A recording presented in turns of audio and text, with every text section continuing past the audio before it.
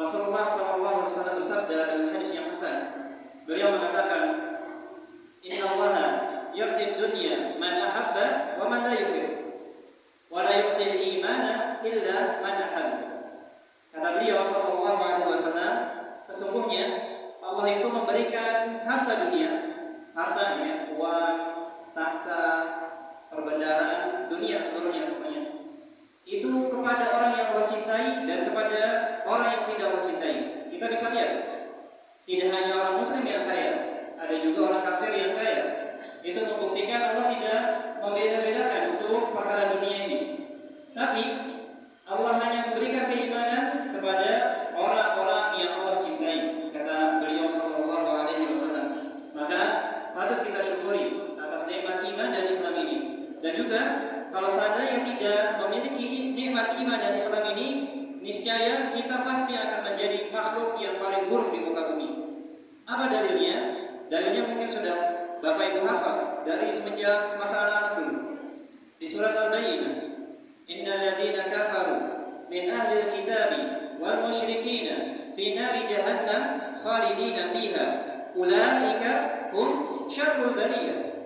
Sesungguhnya orang-orang musyrik atau orang-orang kafir dari kalangan ahlul kitab, yaitu Yahudi dan Nasrani, dan juga orang-orang musyrik, para penyembah berhala, mereka itu di neraka Jahannam selama-lamanya, dan mereka lah seburuk-buruk makhluk di muka bumi ini. Alhamdulillah, segala puji bagi Allah yang telah menyelamatkan kita dari sifat tersebut, yaitu stempel makhluk terburuk di muka bumi. Dan yang luar biasa penggunaan yang sudah Bapak Ibu sekalian, itu belajar makhluk huruf atau makhluk huruf, tajwid dan tafsir al-Fatihah gitu ya. Nah, sebenarnya Bapak Ibu sekalian, makhraj atau makhraj huruf itu sudah bagian dari tajwid. Tapi makhraj huruf ini memang memiliki porsi yang sangat besar atau kedudukan yang sangat besar dalam ilmu tajwid. Tapi yang mungkin mengambil porsi 40% itu berkecimpung atau susahnya itu di makhraj huruf. Mungkin Bapak Ibu sekalian kalau panjang pendek insya Allah bisa. Ahkamul nun sakinah wa tanwin insya Allah bisa. Kemudian juga ahkamul hudud, macam-macam mad dari mulai mad asli, mulai dari mungkin pembahasan, ya pembahasan dari mulai ta'awud, kemudian sampai ayat yang terakhir. Dan mungkin nanti kita akan sambung dengan tafsir ringkas, insya Allah berkaitan dengan al-Fatihah supaya kita meningkat. Karena tujuan diturunkannya Al-Quran itu ada 3 Bapak Ibu sekalian. Bahasanya Bapak Ibu sekalian bawa alat tulis mungkin bisa dicatat insya Allah. Jadi tujuan diturunkannya Al-Quran itu ada 3. Yang pertama, ada akun bitilawatihi, yaitu kita beribadah dengan mentilawahkannya, membacanya. Ya. Kemudian yang kedua, at-tadabbur li ma'ani, kita mentadabburi maknanya. Kemudian yang ketiga, al-i'tiad, ya, kita mengambil pelajaran dari apa yang Allah sampaikan di dalam Al-Quran. Jadi di antara tujuan diturunkannya Al-Quran tidak hanya membaca saja, tapi kita harus mentadabburi dan juga mengamalkannya. Dan itu insya Allah kita akan mulai dari malam ini. Baik. Dan perlu diperhatikan di sini Bapak Ibu sekalian, mungkin ada persepsi yang perlu diluruskan. Jadi tidak semua yang suaranya merdu itu pasti betul dalam bacaan Al-Qurannya. Tapi kalau yang betul suaranya atau betul bacaannya sudah pasti insya Allah nyaman di telinga, insya Allah ta'ala. Meskipun suaranya bagus, apalagi yang sudah belajar. Kalau misalkan kita mau banding-bandingkan, suara anak keras sekali sama yang Bapak. Tapi kita akan belajar insya Allah bagaimana pelafalan yang tepat untuk surat Al-Fatihah insya Allah ta'ala. Nah, kita mulai dari ta'awud Bapak Ibu sekalian. Dan insya Allah juga akan sampaikan sesuatu ilmu yang lama mungkin, yang mungkin jarang didapati di TPA atau TPQ. Nanti mungkin ketika Anda minta untuk diulang, Bapak Ibu sekalian bisa mengulanginya. Tapi ini Anda mungkin contohkan terlebih dahulu. Kita mulai dari pelafalan ta'awud. A'udzu billahi minasy syaithanir rajim. Belum dulu. Ya, semangat, masya Allah. Allah Akbar buat ibu yang di belakang, dan juga bapak. Ya. Tapi anda contohkan itu dulu. Ya. Nah, ada sebuah ilmu yang perlu anda sampaikan ke bapak ibu sekalian. Namanya itu ikmatul harokat, menyempurnakan harokat, yaitu ketika kita melafalkan huruf yang harokatnya a, maka terbuka mulutnya a, jangan a. Nanti insya Allah kita akan contohkan perbedaan. Kemudian ketika melafalkan huruf yang dhammah, kita baca u dengan mengunyahkan dan sampai terlihat bulatan, mungkin muat untuk ujung huruf u. Kemudian kalau i, kita menggunakan ismul harakat. A'udzu billahi minasyaitonir rajim. Nah, ini tidak pakai ismul harakat, tidak pakai penyempurnaan harakat. Kita pakai yang menggunakan A'udzu billahi minasyaitonir rajim. Seperti itu. Untuk terdengarnya beda. Seperti itu. Baik. Nah, sekarang kita dengarkan bacaan Bapak Ibu sekalian. Mulai dan Bapak Ibu sekalian mengulangi. A'udzu billahi minasyaitonir rajim. A'udzu billahi minasyaitonir rajim. Kurang terdengar. Di sebelah ini apa lagi? Ayo kita ulang. A'udzu billahi minasyaitonir rajim.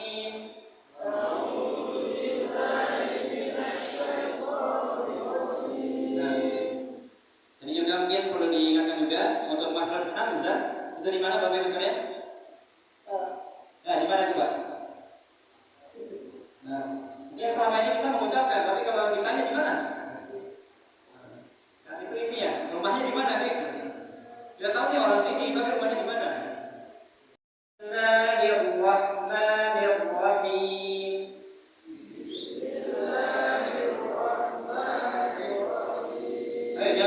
Jangan malu.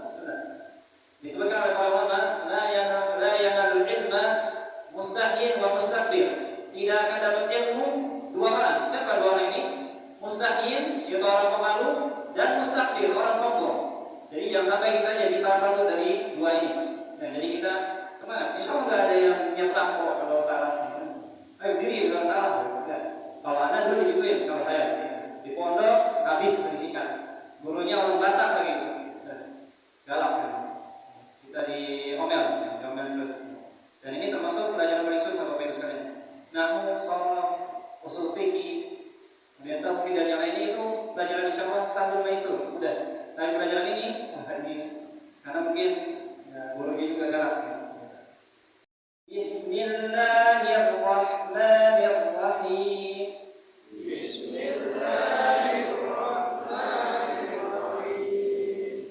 Mana maksud Adi? Alhamdulillahi Rabbil Alamin.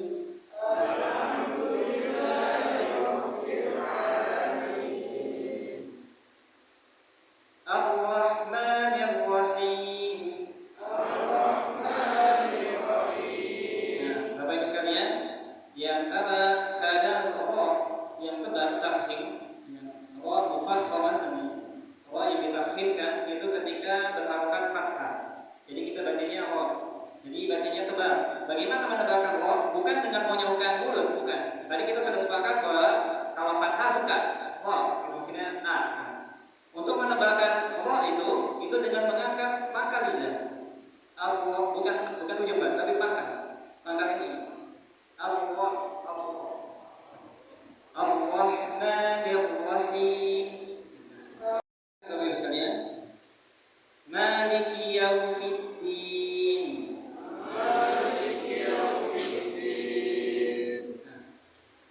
Untuk waw, pertanyaan mungkin. Siapa dia yang boleh jawab? Di mana makhraj waw? Huruf yang ingin kita ketahui makhrajnya dan ditambahkan sebelumnya hamzah yang berharokat. Contoh misalkan ba, kita ingin tahu di mana makhraj ba. Kita sebutkan ba tersebut, kita datangkan hamzah yang berharokat fathah. Jadinya ab. Di mana makhrajnya? Ab, ab, dua bibir. Ab, am, gimana? Iya, dua bibir. Au, gimana? Dua bibir. Baik. Ya, ingat ya. Jadi seperti itu. Maliki yaumiddin.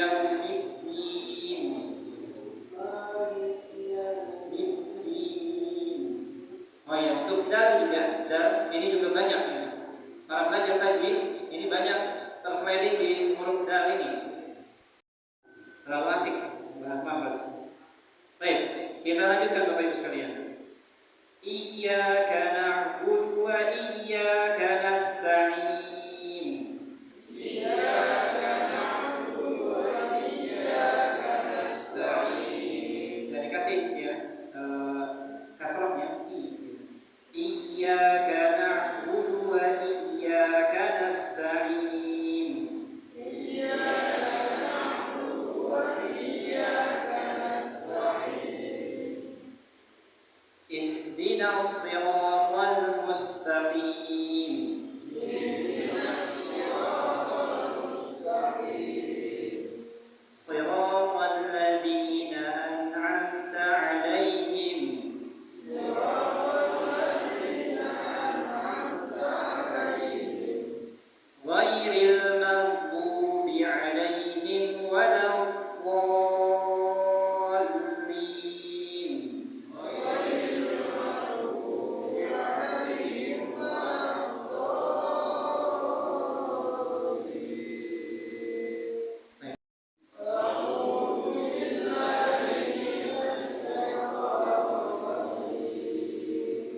Bismillahirrahmanirrahim.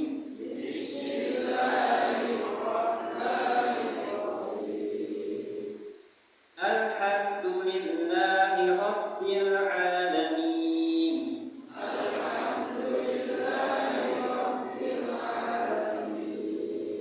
Ar-Rahmanir Rahim. Maliki yaumiddin.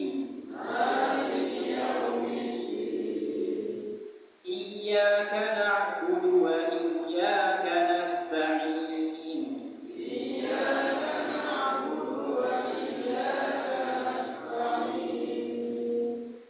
Ihdinas siratal mustaqim.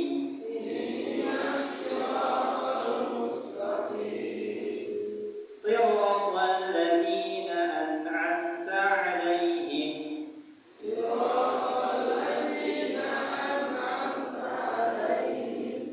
Ghairil maghdubi 'alaihim waladdallin.